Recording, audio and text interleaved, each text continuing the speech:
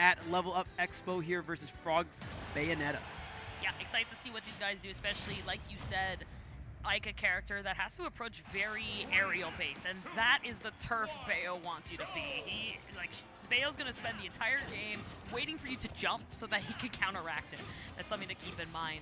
I had the privilege of fighting Frawg yesterday in doubles money match. We spent 2 hours together with Kiwi and his partner, just playing back-to-back money matches. No one came out. No, just like a full-on double set. We did 4 sets until they kicked us out of the venue, and it was all game 5, and no one came out profited because it was just 1-1-1-1-1, so it was great.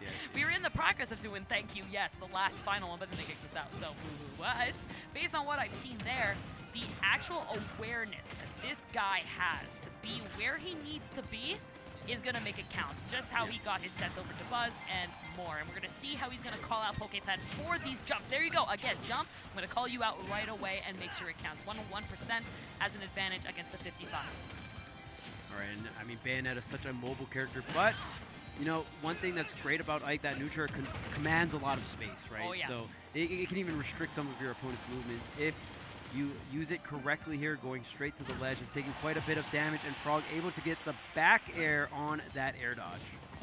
Love it. Again, okay, fighting in pokepen, you know, you might have done 120%.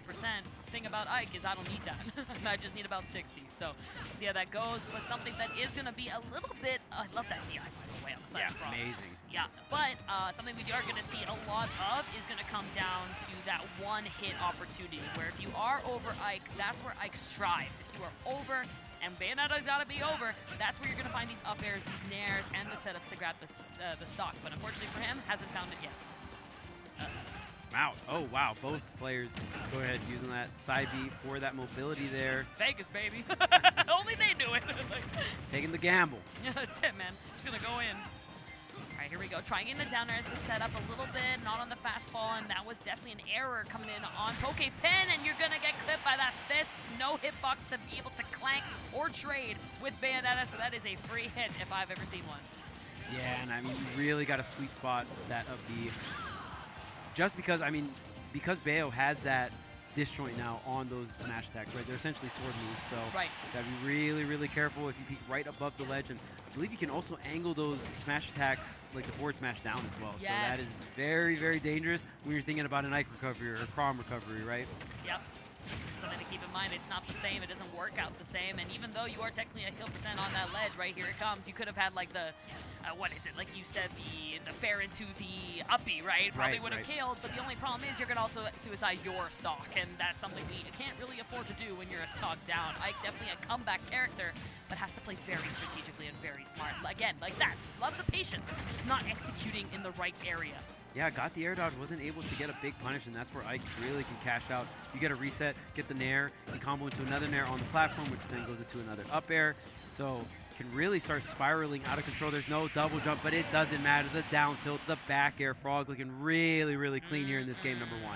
In this tournament in general, man, this guy playing absolutely amazing as of late, like you said, on that come up.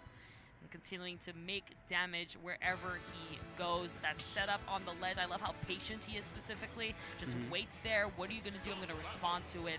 Again, calling out for all your bad habits. That's something he's going to learn very, very quickly. He's a very hard worker, and you can tell.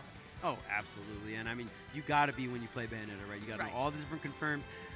Which Swiss doesn't automatically snap to ledge in this game, so you have to really, you see Bayonetta players really navigating how they're going to snap the ledge. If it's going to be a sweet spot side B, is it going to be a sweet spot up B, is it going to be a directional air dodge, right? There's so many different ways, and we're going to bounce off the ABK, off the wall, onto the ledge. Oh, wow. Wait. I like how we paused. We said, are we watching the same sets? I just need to understand. Is this a Vegas thing? Like, is everyone... The Bayo mirror? Okay, cool. I don't know, man. I'm down. You know, Bayo is a very Vegas character, so I feel like she's a great representative. Like, she could be an idol here, you know? She could really be performing very well. I can honestly say I don't think I've ever commentated a Bayonetta mirror, a Bayonetta deal. Well, in tournament. Well, I have Yeah, so this is great. The thing we're going to see here is very much in their face or waiting for each other to commit first. One or the other, depends on who's really comfortable for what. It's a scrap fest, as you see between these guys, because as soon as you fall out, the other Bayonetta is going to have the speed and the ability to get to where you need to be to counter right back. So it's going to come down to who's going to get the most damage and who is going to get the most out of every hit they get. Yeah, and I wonder, a big thing that I'm thinking about is just bats within, right? You have that frame one out. Yeah. So how many scenarios where it really matters here? And that, we saw the bats, but it was a neutral bats. I wonder if you went bats left, right? Yep. So I think he definitely wasn't prepared for it to happen. So he was just like, oh man, if I knew, I would have gone to the left. Fortunately for him, he would have had that jab, but yo, you got to stay focused. These things happen. Now you got to say, okay, now what can I do to call out Frawg for his mistakes? Because right now, Frawg, what he's doing a lot better is playing better neutral. That's all. He's staying at the ledge. He's not committing. He's going for what's safe. He knows for what button, what area, and what height and distance you're going to be doing at what time. There you go. Again, I know what you want. I'm going to respect it. Go under and wait. Okay, there's the ABK opener, and now Frawg racking up even more damage on the second stock. The back air connects, but since it's from center stage, not going to be quite enough. Pokepen trying to line up another back air, but Frawg just navigating so much through all of this. Jab's not going to get the KO, but is going to rack up a good amount of damage, and even with the bullet arts as well, just tacking on even more and more. Up tilt's going to do the trick, goes for the forward smash. Wrong direction, though, on the up smash punish. There's your ABK left for you, Charles. Unfortunately, not going to do anything for him, but gets his edge guard situation. Let's see, I love it. Again, Frawg just more aware of the Ditto. You can tell he has that experience locked down. He knows what kind of option he's going to be wanting for. No down throw yet, not going to be the KO. Getting another edge guard set up. I like that he's going for the bullets to kind of intercept the ABK, but not going to be enough needed as we have the patience from Frawg once again coming in. Yeah, and I mean, just simply drop shield into the jab, 172%. Frawg's got the whole tank of rage, but Pokepen firing back, getting rid of the rage and getting rid of that first stock. There it is, and this is the chance you need, right, Bayo? Again, very explosive character, maybe not on the side of like Smash 4, but can take those stocks. We've seen recent clips of it happening at 20%, so you never know, especially when this character is so explosive. It could happen. Okay, well, no, going the wrong way, trying to retreat, and gonna land with lag because of how much jump you use. This is what you need, basic setup. Okay, what you got? Get out of it, great DI. Poke standing another day to live. Ooh, gets the witch time here.